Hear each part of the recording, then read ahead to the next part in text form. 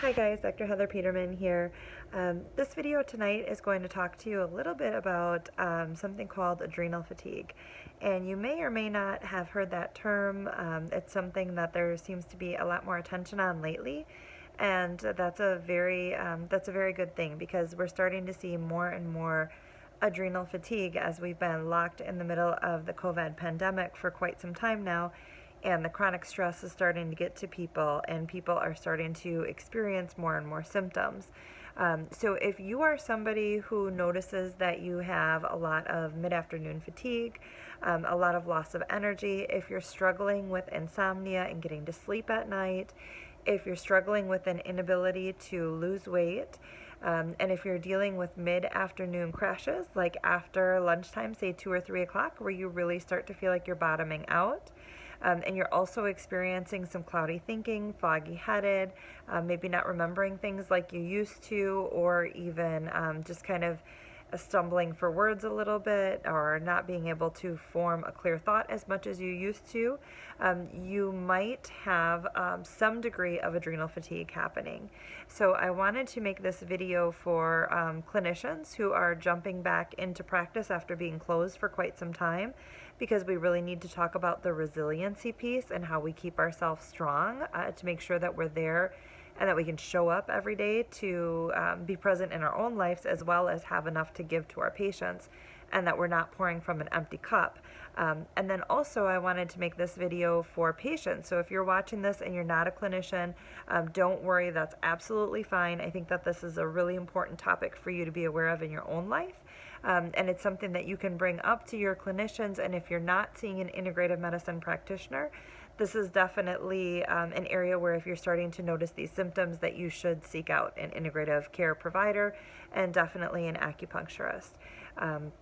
So let's dive right into it. What happens with adrenal fatigue? So our bodies are designed to go back and forth between fight and flight and rest and digest. It's two different parts of our nervous system that's activated in each state. So in fight or flight mode, our nervous system is heightened and everything is super aware. So this is the part of our nervous system that is supposed to act up when we're faced with an immediate stimulus that creates stress, and that stress propels us towards survival. So this is what would happen if you were in a dark alley and somebody started to follow you and you started to get a little bit of fear. Your heart started pumping a little bit. You feel your pupils dilate. You feel like your heart is racing. That gives you that momentum to move forward and get out of that dangerous situation. That's a completely normal response. Our body is designed to do that. But what's happening that's creating this adrenal fatigue is that our body is in this chronically heightened state of stress. So we never get out of fight or flight. We never get back to rest and digest. We stay in this area where our senses are hyper aware. And the reason that they are hyper aware is because our body, our nervous system, is telling our body that it needs to dump hormones that help us get out of a dangerous situation. So that instant response that happens if we're in the dark alley and we start to feel that fear, or if we're in a threatened car accident or something like that, that's adrenaline that we feel. Our body releases adrenaline, and that's what perks up our heart rate. That's what heightens our senses and gets us aware. When our body remains in that state over a long period of time and we don't go back into the rest or digest phase, and our peripheral nervous system doesn't have a chance to give the central nervous system a break, what happens is the body stops overproducing adrenaline, and it starts producing a hormone called cortisol. And cortisol is something that should be circulating in our body normally with our different circadian rhythms. It should be higher in the day when you have these low-grade stressors, and then it should be low in the evening when we're sleeping. But when you're in this place of hyper-awareness and this chronic stress type of role, what happens is your body starts to produce cortisol at all the wrong times, and it produces too much cortisol. It's an overproduction. Cortisol is an inflammatory hormone. It causes us to hold on to belly fat. It causes us to be awake at night and not get into REM sleep, and it causes all kinds of havoc on the body. So really, if we get stuck in this place where we're always in this hyper-aware state and cortisol is starting to be dumped into our bloodstream, it's really detrimental to our basic physiology because our body never gets a break. and your body starts to create all these warning symptoms. It's like it's putting off warning lights and telling you that something is going wrong. So it starts telling you with insomnia that it can't sleep because the cortisol levels are too high. It starts telling you that it can't lose weight and it's hanging on to body fat, even if you're adjusting your diet and you're eating a good diet, and even if you're working out. In fact, one of the indicators of adrenal fatigue is the more you work out, the harder you work out, the less weight you lose, because you're actually putting more stress on your body when you're working out, which is a good thing. It's a good stress. But when your body is already in the state of hyper awareness of stress, and then you're asking it to work out and put more stress on the body, your body basically tells you, no, it's not going to happen, buddy. And it dumps more cortisol, and then you end up actually either gaining weight or just really not getting any results. So that's a really frustrating thing for people. But now that you know that, it's kind of an aha moment and an indicator that you can use to kind of recognize when there's a problem or when there's something going on. So really, the first step in managing adrenal fatigue and managing the symptom is, or managing this condition, is to realize that there's an issue and realize that you need to do something to get your stress down. So when people have adrenal fatigue, it can exacerbate all kinds of other symptoms and all kinds of other conditions. It makes everything in your body that's already going wrong worse. So right now I have patients that struggle with chronic Lyme's disease. I work with oncology patients. I work with fertility patients. I work with pediatrics. There's all kinds of pain conditions that I work with and all kinds of underlying health issues. And what I'm noticing is that people's symptoms, everything that they're going through is getting worse. Everything is building because they're starting to get these symptoms of adrenal fatigue. So when you notice that everything is heightened and a condition that was previously well managed is starting to really act up, and you know that we've been in this prolonged state of stress, that's also a good indicator that you need to get in and get help. And that's, again, step one in realizing that, or step one in treatment is realizing and creating an awareness that there is a problem with the stress in your life. Okay. So there's tests that can be done to confirm adrenal fatigue. There are saliva tests. Integrative medicine practitioners can regularly order these. Acupuncturists in most states can readily order these. But really, I don't order a cortisol test or a adrenal fatigue test unless I really want to see kind of what stage somebody is in, how advanced it's gotten. Or I really need some clinical guidance as far as what supplements to use. Basically, I just go with a diagnosis based off of the symptoms. And really, in your own lives, with everything that we've been going through during this pandemic, I think that it's very reasonable for you to be able to say that your adrenals might need some support if you're going through this, and treat without going through one of those tests. So in order to really get your body out of adrenal fatigue, it is very highly advisable, and I always with my patients will use supplements because I feel like, and I know from clinical practice, that your body really needs herbs to help give the adrenals a break. So I love to use ashwagandha. There's a couple different proprietary blends out there that I use from different nutraceutical companies.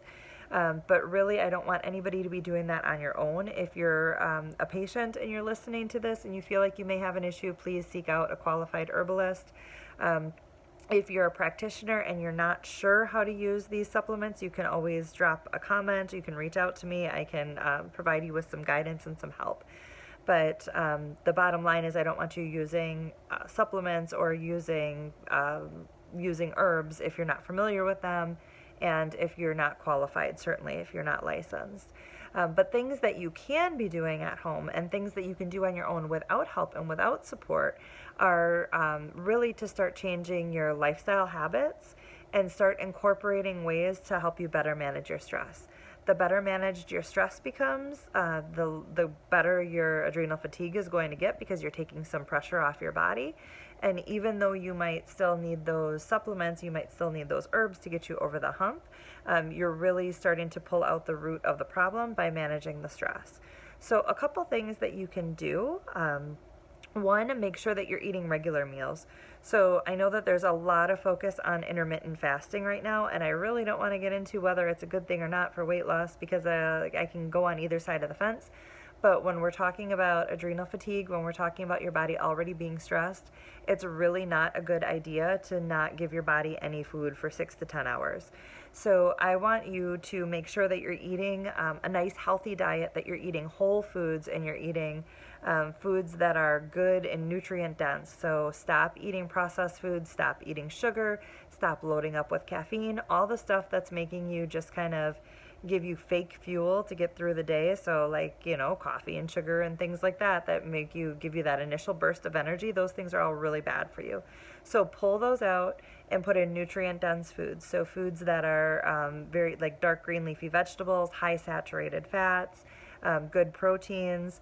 And I want you to make sure that you're getting those foods every 4 to 6 hours. So that regular eating schedule throughout the day is going to stabilize your blood sugar, and it's going to take pressure off your adrenal glands and pressure off of this fight or flight response.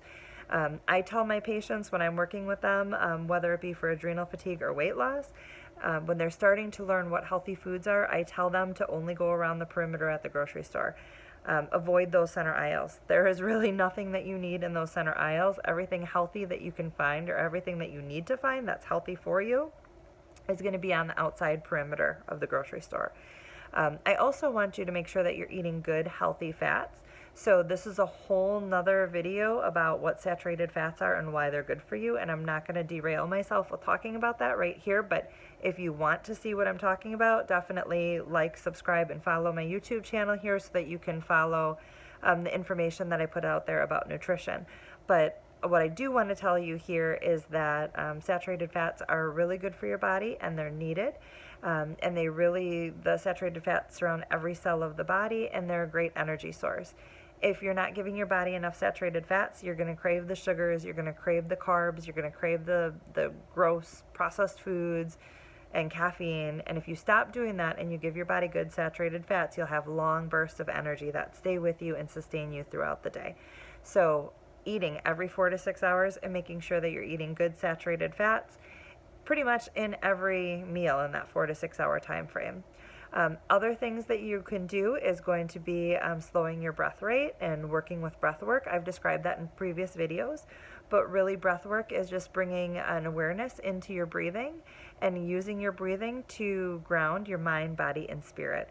So a simple way that you can do that is just slowing your breath rate to 5 or 6 breaths per minute, 1 to 2 to 3 times a day. It's really easy. It takes 1 minute to do, and all you have to do is slow down, take a long inhale and a long exhale for that 60-second moment of time. What that does is just send a message to your brain that says, hey, I'm relaxed, I'm not stressed, and that starts to break that cycle. It starts to give your body a key or a cue that it can listen to kind of just get you out of that stress response. So that's the second thing that you can do. Third thing is making sure that you connect with the world around you and that you're grounded. So make sure that you find something to smile about every day and that you find something to have joy in every day. That can be really hard. And you might say, Heather, well, I'm dealing with so much sadness, I'm dealing with so much grief and fear and anxiety. It sounds easy for you to tell me to find something to find joy in, but that's really hard. And I get it. Depression can go deep, and it can be really hard to find something to smile about, but you got to find something. Go outside and look up at the sky. If it's raining, find a book that you like and read a line in it. Be thankful that you can take a deep breath in, or be thankful that you can breathe at all, and just find gratitude in that one little moment, and that starts to shift your mind. It starts to shift your thought process. And when we shift that thought process, we can kind of break free from these cycles that can kind of possess us and lock us prisoner in these places in our own mind. So just kind of starting to work with that mindfulness principle and starting to find joy in that, those little things will start to shift that a little bit for you. Exercise, making sure that you're finding time to get your cardiovascular system working, making sure that you're finding time to move your body and that you feel grounded in your own body. But I don't want you to push it too hard because, like I said, if you're somebody who is in adrenal fatigue, and especially in the more advanced stages of adrenal fatigue, pushing those hard workouts is actually going to tax your body even more. So work within your limits. Find something that feels good. I wouldn't go out and try like a whole brand new workout routine if you're not somebody who's ever worked out before. Don't overexert yourself and really jump in. but get outside and go for a walk. You know, go for a walk around the block without overexerting yourself, just to get your body moving. Okay.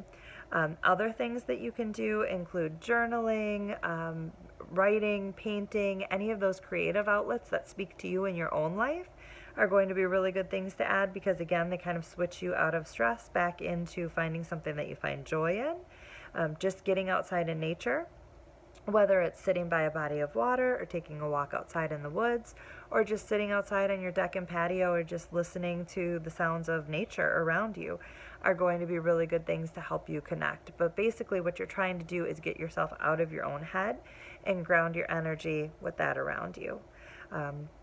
So those are some really simple things that you can integrate into your own life.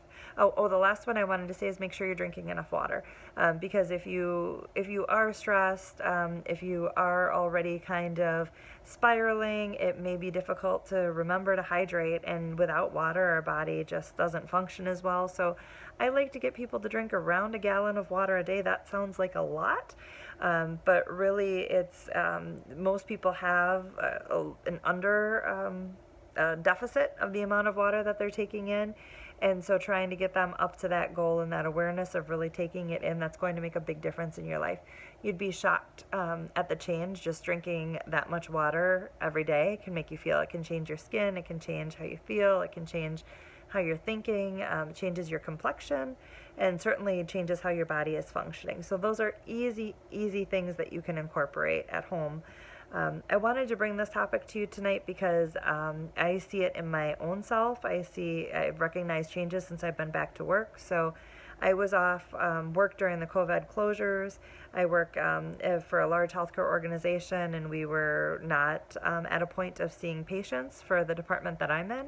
So I got to spend a lot of time at home with my kids. And for me, those closures were actually pretty great bonding time, because I really got to see a different side of my family and see a different side of myself.